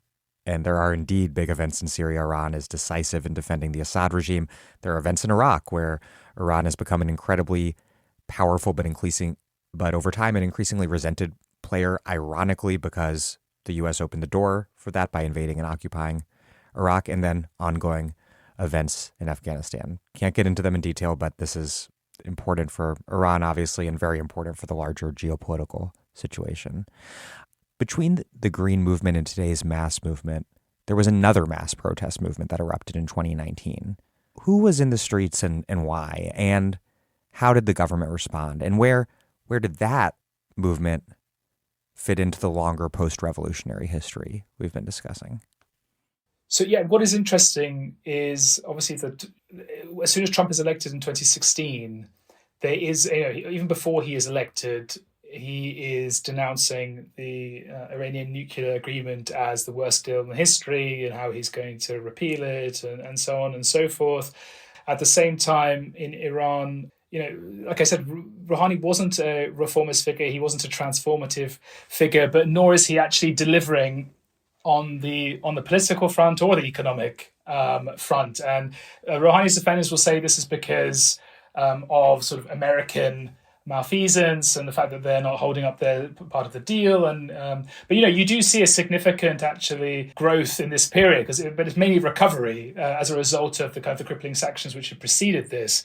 But nevertheless, sort of discontent is running high, and it's running high at the end of 2017, beginning of 2018. There are like nationwide actually protests, and they start out actually denouncing the Rouhani administration, and many think from the right in the conservatively dominated city of Mashhad, and then really just spread like wildfire and end up calling the whole regime into question. That is one thing. But then this sort of working class, and also those working in sort of the informal sector, casualized laborers and so on. And again, it's important to say that like the casualization, precaritization of the labor forces and with these labor market reforms is a long ongoing process, which begins in the Khatami era and continues apace under Rouhani. So there is just a lot of economic precarity, a lot of discontent, and of course that's deeply imbricated with political discontent and demands. And then really what is the spark of November 2019 is when the Rouhani administration very ham-fistedly decides to remove fuel subsidies. And they do this with this very much, you could say, in a neoliberal mold, insofar where at least their argumentation and reasoning behind it is that, oh no, actually, we don't want to subsidize the wealthiest households, and therefore, if we remove subsidies, this will actually end up benefiting, basically not going to be subsidizing the wealthiest. This is kind of the argument that they make, but it's very ham-fistedly done because when Ahmadinejad actually had previously done this and pursued this policy, he had removed the subsidies, but at the same time, he had coupled it with cash handouts in order to counter that and targeted cash handouts. So therefore, the poorest would not sort of feel it so harshly, because if you just end up removing fuel subsidies, you're basically just imposing a regressive tax on the poorest. And this is exactly how it was seen, very rightly. And it just completely ate into and in many cases destroyed the livelihood of a huge number of people. And this is where we see these huge protests, like I said, of, I would say, predominantly provincial working class as well as informal sector, and bursting into the streets. And they are brutally repressed. Like it's horrifying, and the figures vary. I mean, as many as maybe one initial estimates was sort of 1,500 people were killed because they were basically firing live rounds into the crowd. I think that hasn't since been proven to maybe be exaggerated, but I don't know the exact figure. So it's something between. We don't really know. It could be anything between 400 people to 1,000. So in any event, it is a very, very kind of repressive period. And we also see amongst obviously university students at the same time who are very kind of left-leaning universities who want to sort of show solidarity with these movements, as well as in the protests themselves, actually a denunciation of the whole system. So, and one of the slogans is like, no reformists, no principalists, the game is over for you both. That's sort of one of the sort of the major slogans that you would hear. So I think this actually, I mean, as we move forward to 2022. Actually, we have to maybe look a little bit further back, and we see sort of real kind of like a systemic kind of challenge, or at least a calling into question of the entirety of the Islamic Republic. And this is very much under the period, this is under a supposedly, if not reformist, at least more open, like not a hardliner, basically. And somebody who was supposed to be, had promised, and stood on the platform of kind of economic prosperity and so on and so forth. Just to emphasize something that Eskandar alluded to, which is that there had actually been protests and strikes before this big sort of what's called Bloody November, Bloody Auban in 2019. There had been protests and strikes from working class Iranians and workers in 2017, 2018. So they didn't rise to this level, but there is a kind of sense of escalating grievance. 2019, Eskandar did a really nice job of outlining the main grievance that sort of really sets those protests off. But I also want to note that this is a moment where the Islamic Republic, perhaps on some level, remembering the extent to which images and videos of the 2009 protests flowed all over the country and outside of the country as well, had since that moment, had since even earlier been trying to control the internet to control the flow of information and suppress the ability of the internet as a sort of democratic space. But during the protests, the November protests, the 2019 protests, there is a several-day total blackout of the internet in Iran in such a way that disallows a great deal of information from leaking out into the outside world. We see those same tactics being used today as radical sort of slowdowns and even complete kind of cutting off of the internet, ordinary people from the ability to communicate with each other and communicate with people outside of, sort of media and sympathetic fellow travelers outside of the country. There's just one other thing I think is really kind of interesting, which these protests actually show, is that the Islamic Republic, which, as we've been covering in the 80s, presented itself as, the guardian and protector and vanguard of the Mustazafin, the kind of the oppressed, the kind of the disinherited, the wretched, and so on and so forth.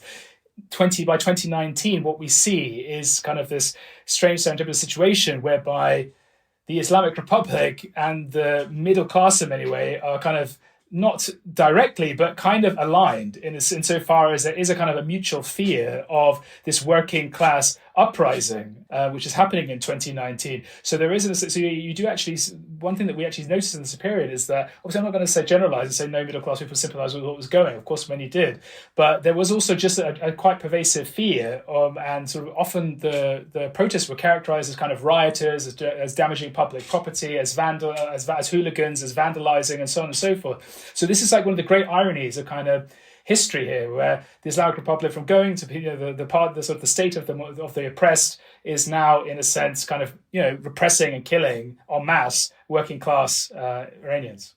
In the most recent election, the 2021 election that elected conservative Ebrahim Raisi to the presidency, the Guardian Council essentially barred all reformist candidates from running. What did this election reveal about the point that Iranian politics, after these decades of seesawing between reformists and hardliners, and within this geopolitical context, of course, of Trump having torn up the nuclear deal forged by Rouhani and Obama, what did that reveal about the point that Iranian politics had reached as of last year? And what role did that moment play in laying the groundwork for the current uprising? Did reformist politics, as we knew it, had they finally become exhausted? I think just one thing to bear in mind when we're looking at the 2021 election is actually the aging Khamenei, very much probably aware of his own mortality and imminent death, and the necessity of ensuring a relatively straightforward and ordered transition, much like the one that he actually did enjoy. After Khomeini's death, it was a relatively smooth transition. So I think this is definitely something which very much is on his mind. And obviously we don't know what his grand designs really are, but clearly that he decided, and the Guardian Council and those bodies which are very much allied with his interests and which he has a huge degree of control over, the fact that they prohibited even not only just reformists but actually even kind of moderate principlist conservative figures, like absolutely establishment of the establishment, like people like Ali Larijani, who was a former parliamentary speaker, former nuclear negotiator. I mean, you can't get more of an insider.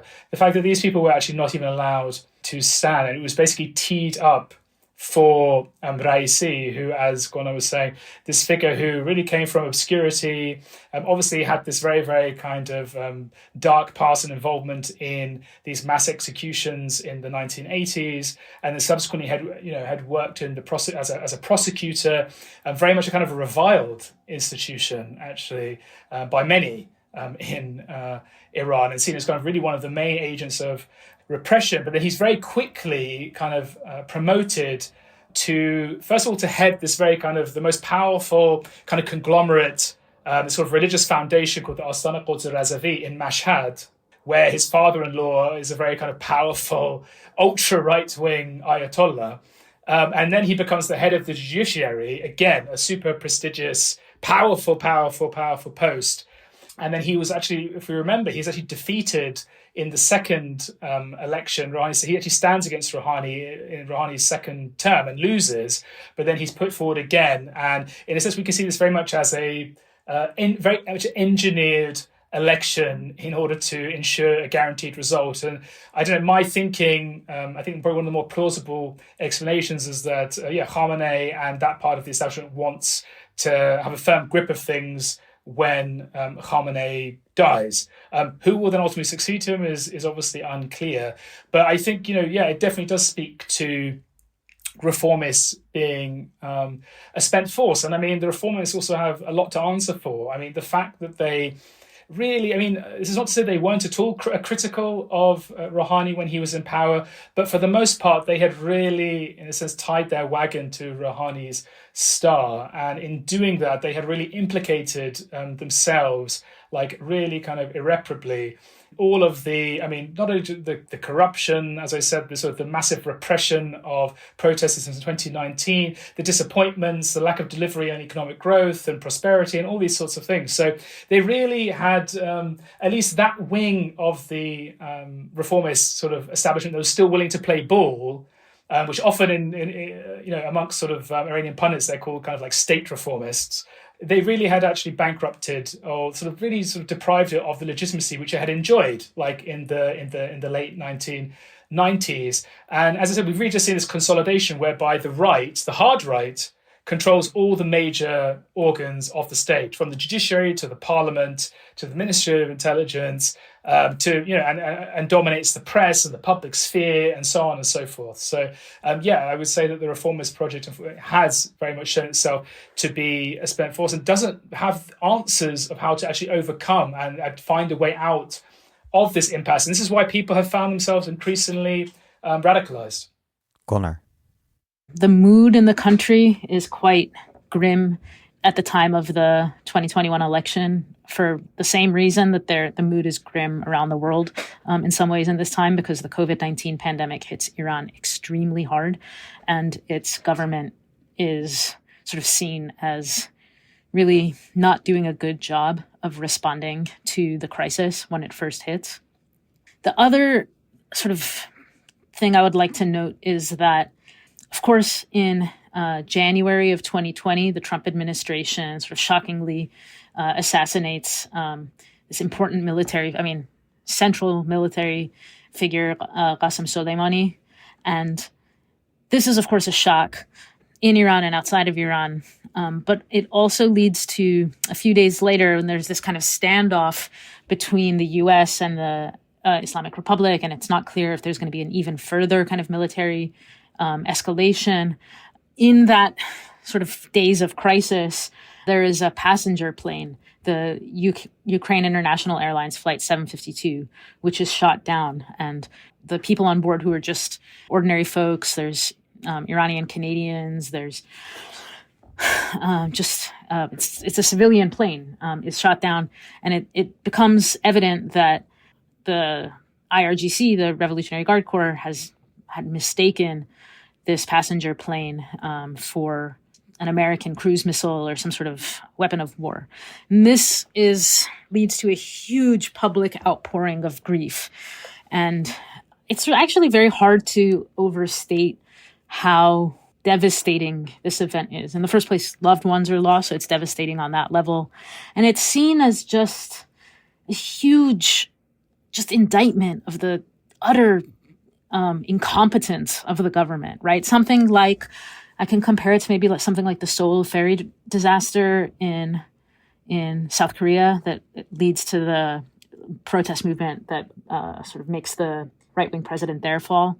But these just ordinary, innocent people who are just trying to live their lives. That's the narrative that emerges here, that it's not even this is not a government it's killing protesters, it's eating its own children, it's doing all this and that. But even ordinary people who are just trying to live are getting in the way of its incompetence. And if not just incompetence, but cravenness has been put in the crosshairs by this government that just won't get out of ordinary people's way. Which flips the script on the sort of the vibe of national mourning around Soleimani, like very quickly. Yeah, there had absolutely been national mourning around Soleimani. And Soleimani is an interesting figure, too, because although he is obviously very much a part of the IRGC, because he's largely deployed outside of the country, he's not associated with the kind of the brutal repression of protesters and intellectuals and students inside of the country. And he has some nationalist cred as the person who is most responsible for keeping the sort of forces of crisis that are constantly, and the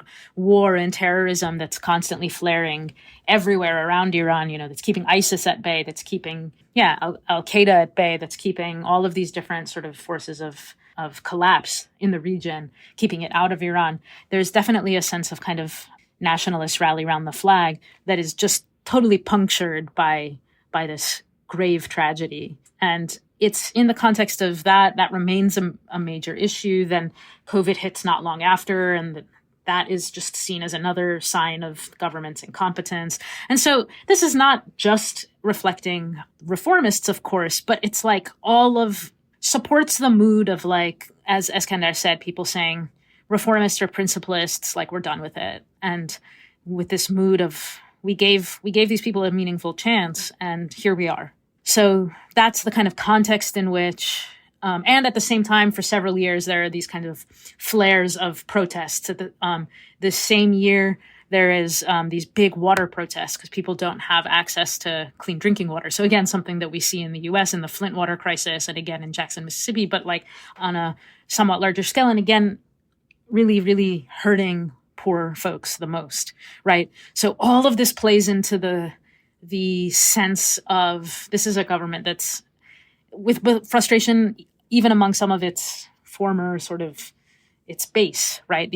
They're supposed to have treated the so-called wretched and the oppressed well, but here we are, we don't have drinking water. They shoot us out of the sky. Like it's just crisis compounded upon crisis. And that's the context into which Raisi's election is basically, it's just a total show. Everyone is disallowed from running. Other principalists, reformists, Ahmadinejad, everyone's just told to go away. And it's just a kind of coronation, really, for Raisi. It's seen that way at any rate. The current uprising began after Zhina Mahsa Amini, a young Kurdish Iranian woman, died in morality police custody after being arrested for not properly covering her hair. Why, of all the problems facing Iran and all these contradictions that have been deepening that we've been discussing, why was it specifically the police repression of women that has sparked such an inferno? The immediate spark for this now several week-long protest movement in Iran was, as you said, the death of Mahsa Amini after her arrest by the so-called morality police in Tehran. Amini, or Zhina as she was known as among her friends and family, was a young Kurdish Iranian woman in her early 20s, and she had actually only been visiting Tehran to see family. She was from the Kurdish region of Iran, from a town called Saqez. She's taken by the morality police. Typically what happens in these cases is that people are picked up, usually young women, for not having proper Islamic attire, typically the veil, not fully covering their hair, and they're taken for so-called re-education. Typically will be held for relatively short periods of time, but for what is called re-education by the government. In Amini's case, this winds up being where she's killed. She's eventually released to the hospital, where she dies. She's first in a coma, and then she dies. And this sparks the movement that has now really captured, that has spread to every single province of Iran, has spread to virtually every city, every corner, and all over universities and different sort of social and public contexts across the country. And I would say that, in my view, we have to kind of emphasize both the continuity of these protests and this building sense of grievance and frustration that we've outlined, which includes social issues, includes economic issues, includes the sanctioned, strangulated economy. But I also really want to emphasize in some sense that I don't want to overly think of this as a continuity, because the people who are really pouring out onto the streets, and the chants that they're chanting and the things that they're demanding, we see that there's novelty in this. It's really led by young women at the forefront of this movement. We see from the first days of the uprising, groups of young women sort of tearing off their hijabs and burning them. So this was some of the first shocking and remarkable images that we saw of the protests, to more recent days, students in universities and schools across the country, typically schools, including like the cafeteria and so forth, will have gender segregation. So there's these dividers between, even in like some of the social settings, like a cafeteria or something, there'll be these clear dividers, and we're tearing those down, disallowing them from going back up, shouting down various authority figures in the Islamic Republic. So I really want to emphasize that, again, on the one hand, there is a sense of continuity and grievance with the both with the repressive state apparatus of the Islamic Republic and in all of these other ways in which it's seen as not having been properly sort of taking care of its populace. But also, again, remark on the sense of frustration that there is among young girls and women, it seems, in particular, and young people sort of more broadly, of both men and women, with the sort of status quo of their lives as having to be under the sort of repressive structure of the Islamic Republic. There's particularly enormous protests in the Kurdish parts of Iran.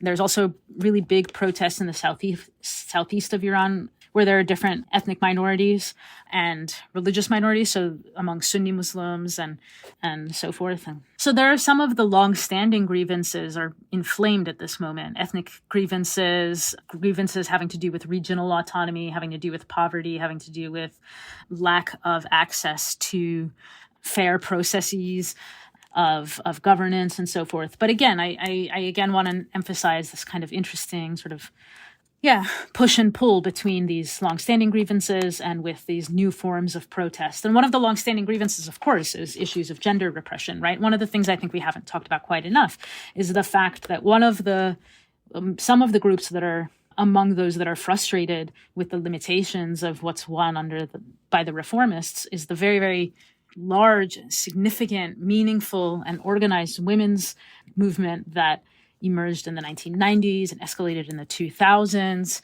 that comes of age in the era of the reformists and places some hopes in them and finds those hopes dashed. Well, many of the protesters today are the kids of those people or are younger than those people, and they're saying they clearly have no time or investment in trying to do things the same way. So there's part of that too, is that, again, this large and meaningful women's movement that wins some concessions in the 90s and 2000s, including, the Islamic Republic, when it comes to power, it abrogates the family protection law of 1967 and another law of 1975, and revokes women's rights to certain rights in divorce, to the raised age, marriage age, and other similar statutes. Well, some of those are pushed for and won back in the early 90s by the women's movement, and not all of them. And there continued to be these kinds of efforts, anti-stoning movement, anti-political violence against women movement. Eventually in the 2000s, there's something called the 1 million signatures campaign. And all of these kind of lead to new kind of political language and discourse around women's rights.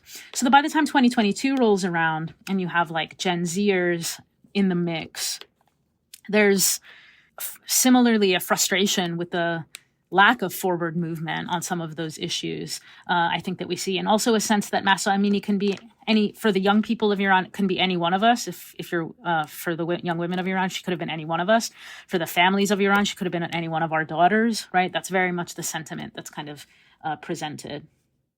What political and social forces and ideologies are at play in this current uprising? And more generally, how does this movement, its composition, the threat to the regime it poses, and the regime's response so far compare to those prior moments of major protests that we've discussed, the Green Movement and then the protest movements of 2019? I think, as Golnar made very clear. Both the Kurdish struggle, which has this sort of long and distinguished history of its own, which we have spoken about, albeit rather briefly in previous episodes, and obviously this also long-standing the struggle of women for equality, dignity, bodily autonomy, and ultimately liberation are very much at the heart of the uprising that we've been seeing. And both historically were very much a bellwether and sort of gave this rather ominous indication of the authoritarian, sort of highly centralized Islamist state which was set to emerge in 1979, 1980.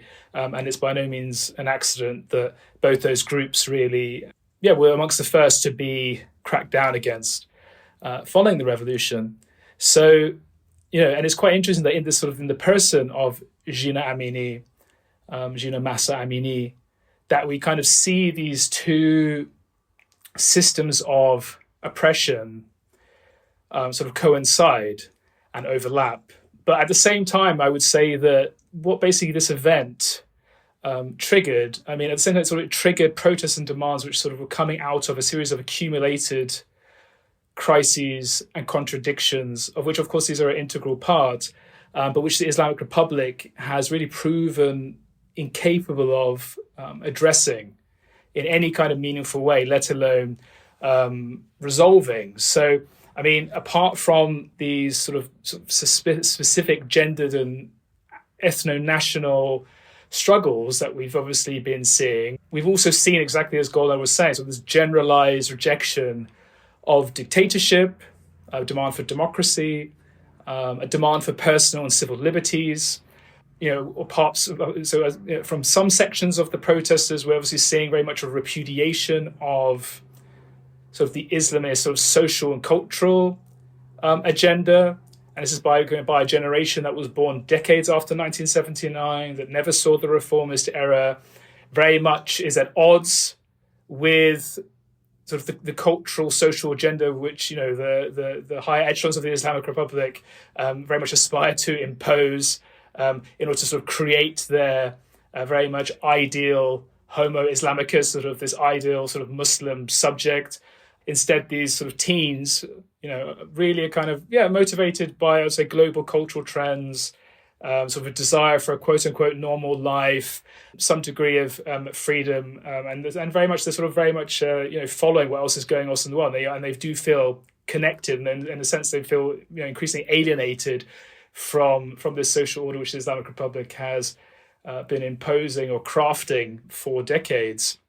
And this is why it's very much there is a sort of bottom-up aspect to it, which Golnar was talking about, school children, university students, young women, so on and so forth, as well as obviously ethnic religious minorities.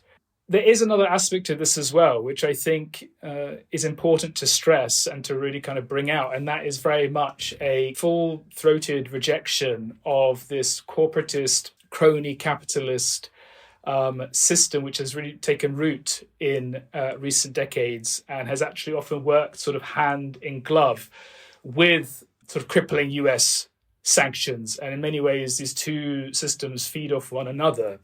And as a result, we've seen sort of these multiple ruling class fractions in amongst the ruling elites, or elements sort of which are very much connected to the ruling elite and comprise part of the ruling system, become increasingly rich. And this has obviously exacerbated inequality. It's increased poverty. We've seen the deterioration, many sort of being plunged into absolute poverty as a result of these two dynamics of both sort of a really voracious crony capitalism and sort of sanctions which are kind of very much encompassing or trying to sort of strangle Iran's economy. We've also seen increasingly kind of a downwardly mobile middle class that is really just living off the wealth of past generations and is really struggling to kind of eke out an existence. But as Golnar was saying, this cuts across, from this downwardly mobile middle class all the way to,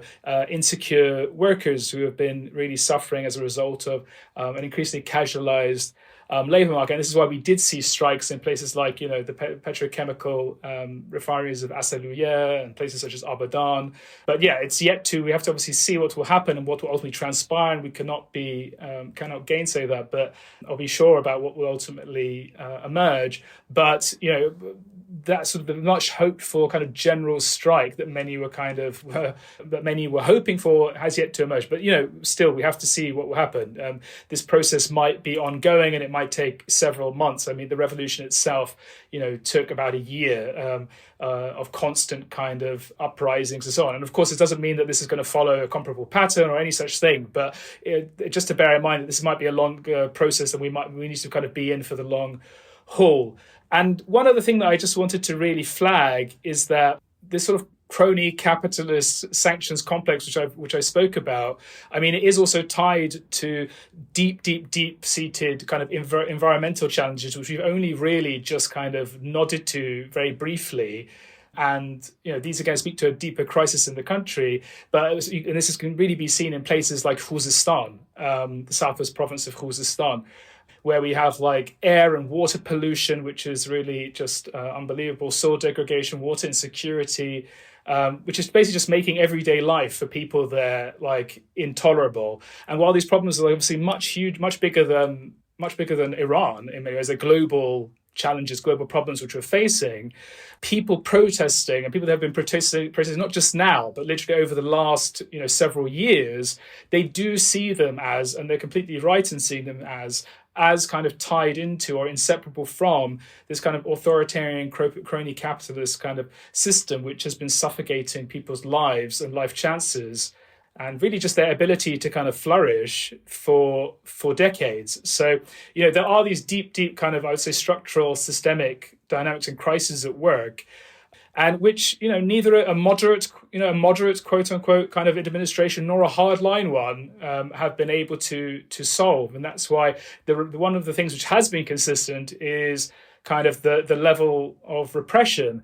The one thing that I would say that is really different this time is, as Golnar was saying, is like the fact that even though there's not a leader, there isn't an organization per se, and all of these things are very much up in the air, the fact that there is this kind of positive vision of women life freedom, which does in a sense furnish a kind of a new sort of horizon, a kind of a positive vision around which a movement might be able to coalesce, that's something which is very different and without doubt marks a real watershed in sort of the struggles for change under the Islamic Republic.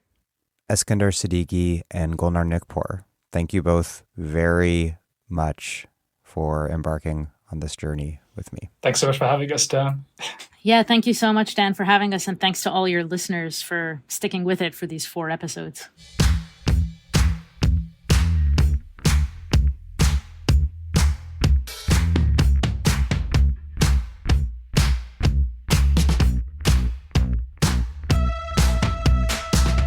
That was part 5 of my 5-part series on the history of modern Iran with Eskandar Sadeghi-Boroujerdi and Golnar Nikpour. Thank you so much for listening. This was wonderful. Eskandar Sadeghi-Boroujerdi is a professor of contemporary politics and modern history of the Middle East at Goldsmiths College, University of London, and the author of Revolution and Its Discontents, Political Thought and Reform in Iran. Golnar Nikpour is a professor of history at Dartmouth College with an interest in histories of law, incarceration, and rights in modern Iran, and is currently finishing her first book project, A History of Iranian Prisons and Carcerality in a Global Context. Thank you for listening to The Dig from Jacobin Magazine. As Marx once said, after noting that, anyone who knows anything of history knows that great social changes are impossible without the feminine ferment. While other podcasts have only interpreted the world in various ways, our point is to change it. We're posting new episodes every week. The Dig was produced by Alex Lewis and recorded at WBRU in Providence. Music by Jeffrey Brodsky. Our communications coordinators are Tamuz Frankel and Sylvia Atwood.